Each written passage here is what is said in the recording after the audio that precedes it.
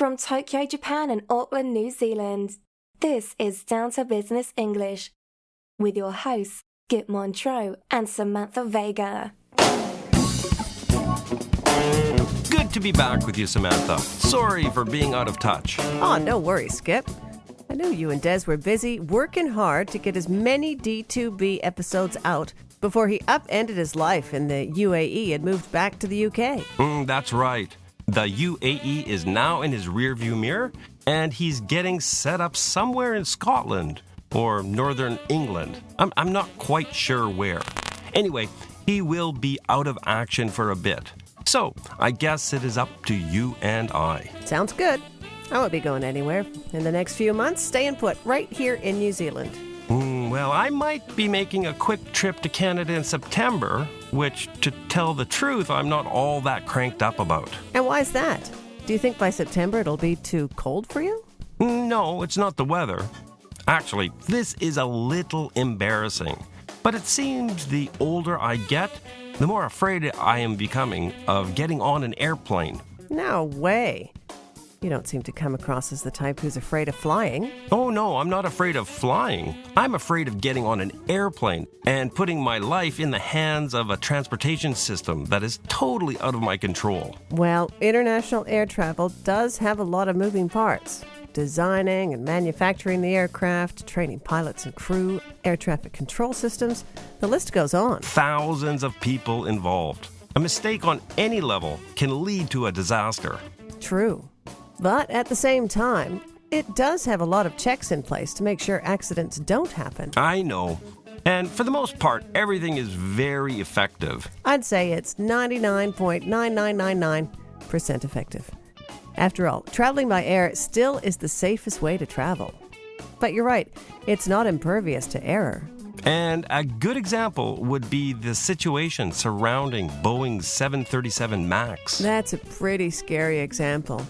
And Boeing is sure paying a stiff price for their mistake. A classic example of what can go wrong when you don't have the right balance and checks between business pressure and government regulations. Is that our story topic for today? It is. Sounds interesting. So let's do it. Let's get D2B, down to business, with the Boeing 737 MAX. How did pressure in a competitive marketplace lead to two catastrophic airline disasters?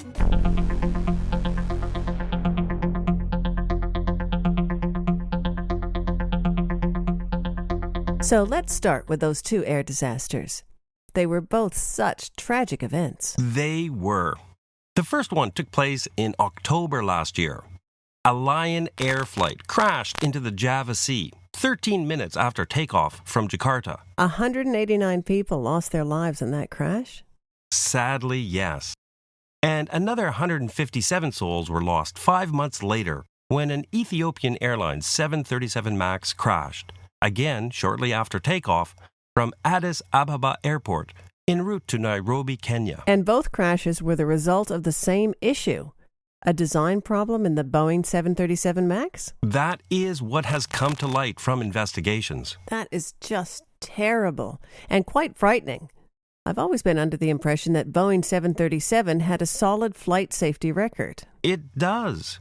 It's been flying the commercial skies for over 3 decades and is a mainstay of the single-aisle aircraft market. If you've done any kind of commercial flying in your life, the chances are quite high that you have flown on some variant of the 737. But the 737 MAX variant is only 5 months old, and something went very wrong in its development. What can you tell us about that? Well, to fully understand the story, you need to go back to 2010, when Boeing was caught flat-footed by their main competitor, Airbus. Flat-footed? What happened? Airbus unveiled their A320neo. NEO stands for New Engine Option. And basically, with these new engines, Airbus was promising airlines the same aircraft as the A320, but with 6% more fuel efficiency. And the A320 is a direct competitor to the 737. That's right. And being 6% more fuel efficient meant huge savings for any airline who purchased an A320neo. That's quite a threat to Boeing. Right again. What kind of numbers are we talking about in terms of savings? Well, take Southwest Airlines, for example. Last year in 2018, their fleet of 737s burned through 9.8 billion liters of fuel. A 6% increase in fuel efficiency would translate to around $250 million. Wow. And in an industry where profit margins are so thin, $250 million would be a windfall. Airlines loved it. At the 2011 Paris Air Show, over the course of a week, Airbus sold 667 A320neos. That's more orders than Boeing had for their 737s for the entire year of 2010. I imagine their heads were spinning in Boeing's boardroom. They might have been spinning at first, but they went into full-blown crisis mode when they discovered one of their biggest and oldest customers, American Airlines, was about to place an order for hundreds of new aircraft with Airbus. Really? That would have been a devastating blow to Boeing to lose a contract like that. And that is what pushed Boeing to promise American Airlines a new version of the 737 within 6 years. And they promised it would be 8% more fuel efficient. And that was the beginning of the Boeing 737 MAX. It was. I'm no engineer, but I would venture to guess that delivering on those promises in as little as 6 years would be a daunting task. Absolutely. But by revamping the 737, opposed to designing an entirely new aircraft, Boeing could speed up the process. They could use existing technology, and they avoided the slow certification process to get the aircraft approved by the government. Really? They didn't need to get it certified? Not to the extent a new aircraft would need to be certified. So that's a little hard to hear. And even more unbelievable is that since the 737 MAX was not technically a new airplane, pilots didn't need to go through expensive simulation training. Oh my goodness, really? Really. Any pilot certified on an older 737 could simply watch a 2.5-hour training video, and they were good to go. Well, I suppose if the 737 MAX was similar to previous versions, it shouldn't be too much of an issue. But that's just it.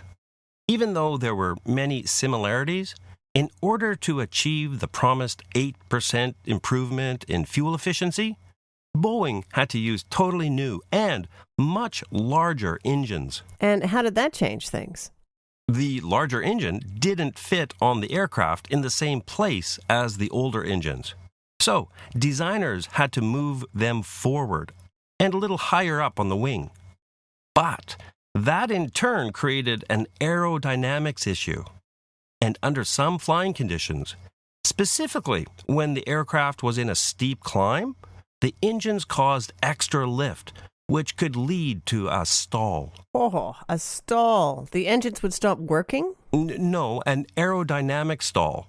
That is when the airflow doesn't move across the wings properly, and the airplane, in essence, just falls out of the sky. It is the number one issue pilots train for. Oh, I see. What did Boeing do to deal with this engineering problem? Well, they didn't want to redesign the airplane because, one, they would never be able to deliver on time, and two, it would lead to certification problems. So, they came up with a software solution. A software solution? How can a computer program stop an airplane from falling out of the sky? It was called the Maneuvering Characteristics Augmentation System, or MCAS for short. That is a mouthful. And what does it do? MCAS takes data from sensors that measure the angle at which the 737 is climbing. If the angle is too great, or if the computer thought that the plane was in danger of going into a stall, the software would push the nose down. A computer would take over from the pilots? Yes, and that is what went wrong in both 737 MAX crashes. Just after takeoff, something went wrong with the MCAS system. Even though the aircraft was flying properly, MCAS detected that it was climbing too quickly and started pushing the nose down. And the pilots couldn't override it. No, they couldn't. They didn't even know that MCAS existed. They had no idea what they were fighting. So let me get this straight. Boeing, in an attempt to stay competitive with Airbus, tried to update their 737. And in order to do so, they cut corners to avoid expensive testing and development. Along the way, they ran into design engineering issues, which they compensated for through computer software. But they didn't tell the pilots about this software, so when it malfunctioned, pilots had no idea how to deal with it. Yep, that's about it. Wow, that is just unimaginable. I know, it's horrifying. This all sounds so negligent on Boeing's part. I hope they pay dearly for this. They already are. After the Ethiopian crash last March, 737 MAXs were grounded and remain grounded to this day worldwide. Most of the airlines who had planes on order have canceled those orders, and Boeing needs to compensate the airlines who have new planes sitting on the ground. In fact, they just announced that they expect to pay around $5 billion to their customers for this. And what about the families of all the victims? How are they being compensated? Boeing has set up a $100 million fund that will go towards the families of the victims. That doesn't sound like very much. It isn't. It's less than the purchase price of one 737 MAX. But I'm sure that families are taking the company to court and will get further compensation. Whatever they get, it won't replace the loss of loved ones. No, it won't. This is such a tragic story on so many levels. It is. But before we depress our listeners too much, why don't we get D2V down to vocabulary?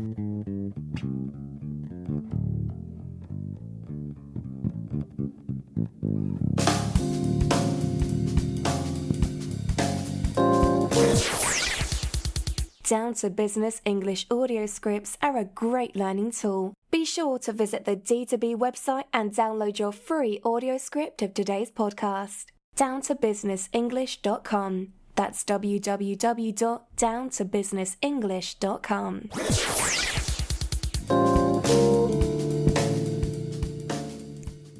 Our first word for D2V today is the adjective to be impervious. When you say that you are impervious to something, you are communicating that you are not affected or not bothered by it. In the story, Samantha used impervious in the negative, so she was communicating the opposite. She commented that even though air travel is the safest way to travel, it is not impervious to error. In other words, air travel can be affected by error. Can you give us another example using impervious, Skip? Sure. In business, there are many things to consider when making a decision. Market conditions, foreign exchange rates, the competition, the list goes on and on. Right. Business leaders need to make decisions that are best for the company, even if they personally don't agree with it. This is commonly referred to as making the hard decision, and it is why top business leaders are paid the big bucks.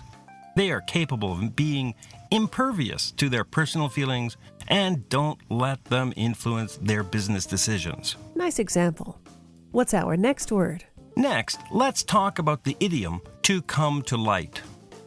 When you say something comes to light, you are saying it is revealed or discovered. In the story, Skip said that it came to light that the cause of both the Lion Air and the Ethiopian Airlines crashes were the same faulty software. So to put it another way, it was discovered that the crashes were both caused by the same defective software. Did you hear the news about the most recent iOS security bug on iPhones and iPads? I was reading a little bit about it, but I don't know all the details. Well, it has come to light that there is a security vulnerability in the Contacts app that was built into the iOS. It affects every version from iOS 8 to 13. And what is even more surprising is that Apple knew about this vulnerability for over 4 years and didn't do anything about it. Yikes! That is terrible. Well, I had better take a closer look at that. Me too. I don't want to be caught flat-footed if my iPhone is hacked. No, you certainly don't want to be caught flat-footed. And to be caught flat-footed is our next word. It is. To be caught flat-footed means to be unprepared. This expression actually is a sports idiom. In a lot of sports, players need to be on their toes, ready to act. If they are caught flat-footed, they are not ready. Makes sense. In the story, Skip mentioned that Boeing was caught flat-footed when Airbus announced their fuel-efficient A320neo.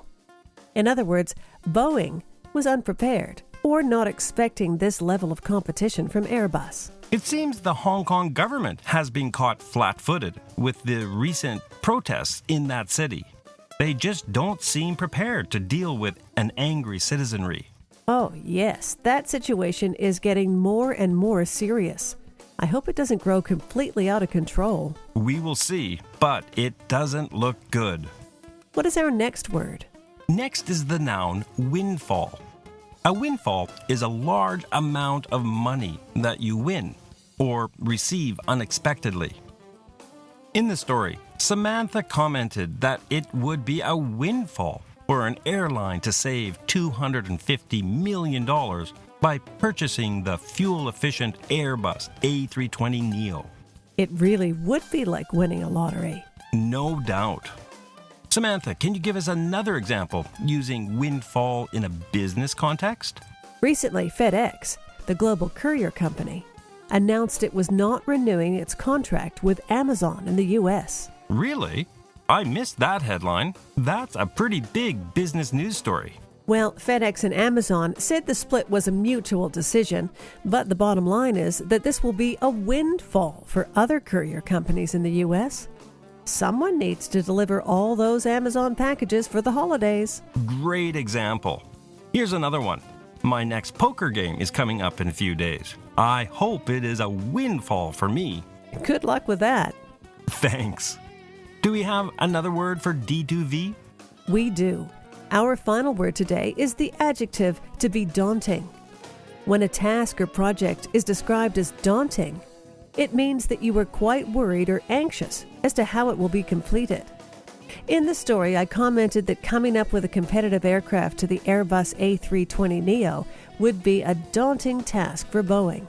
In other words, Boeing was quite worried, even scared of accomplishing that. Precisely. Do you know what I find daunting, Samantha? No, Skip, what's that? Grading my university students. This year, I have over 120 students who need to be graded, and it is a long and painful process. Absolutely no room for error. That does sound daunting. When is the deadline? Not for a couple of weeks, so if I get started soon, it should be doable.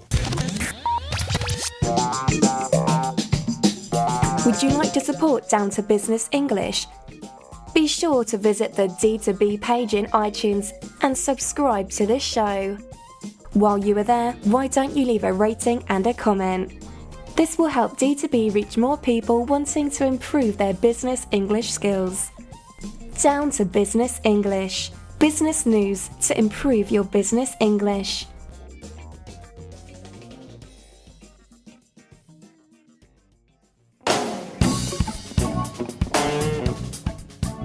Thanks for that report on the situation around the Boeing 737 MAX, Skip. It's such a tragic story, and I hope that there's some real ramifications for those responsible. I am sure there will be. In addition to the huge business losses for the company, the FBI in the U.S. has opened a criminal investigation. I think someone may be going to jail over this in the end. Well, if evidence of criminal responsibility comes to light, someone should go to jail. I agree. We will just have to wait and see. I guess so. Well, I won't keep you too much longer, but just before we finish today, I would like to remind all of our listeners to sign up for a D2B membership. Right. If you find Down to Business English useful in your English studies, we highly recommend becoming a D2B member to support the show. Each membership includes members-only podcasts, access to our entire audio script library, and instant delivery of audio scripts to newly released episodes. And remember, your membership helps us produce more D2B language learning content. That's right. The more members we have, the more episodes of D2B, along with other English learning products, we can produce. And how does one become a D2B member? Oh, it's very easy. Just visit the Down to Business English website at downtobusinessenglish.com Click on the members link at the top of the page and choose the plan that best fits your budget. That's downtobusinessenglish.com. Thanks for listening, everyone. See you next time. Take care. Have a comment or question about today's show? Don't be shy. Visit the D2B website or the Facebook page and post any comments or questions there. Skip, Des, or Samantha will be sure to leave a reply. Want to get even more down to business English? Sign up for the D2B newsletter and receive updates on some of the stories covered on Down to Business English. That's www.downtobusinessenglish.com. Down to Business English. Business news to improve your business English.